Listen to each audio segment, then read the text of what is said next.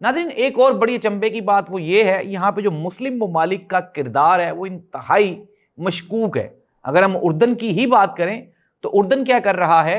اردن ایران کے جو میزائلز ہیں ان کو انٹرسپٹ کر رہا ہے، لیکن اس کی ایک بڑی وجہ ہے، اگر ہم جو ہمارے عرب کنٹریز ہیں، سعودی عرب ہے، قطر ہے، اس کے علاوہ شام ہے، مصر ہے، لبنان ہے، اگر ہم ان کے رویے کی بات کریں تو وہ بھی انتہائی نیگیٹو ہے۔ لیکن ناظرین یہ جو خطہ عرب ہے، ایران ایک وقت میں عراق کے ساتھ ایک لمبی جنگ میں رہا ہے۔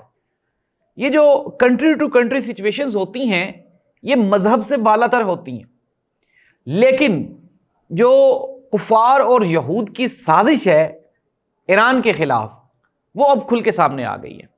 ناظرین اب امریکہ کیا کر رہا ہے؟ امریکہ اپنے الائنسز کے ذریعے یعنی کہ سعودی عرب، قطر، شام، مصر، لبنان اور دوسرے جو ممالک ہیں ان کے ذریعے ایران کے اوپر پریشر بڑھا رہا ہے کہ آپ ریٹریٹ کریں اور اپنی جو آپ کی اٹامک آپ کی جو ڈیولپمنٹس ہیں اس سے آپ باز رہیں۔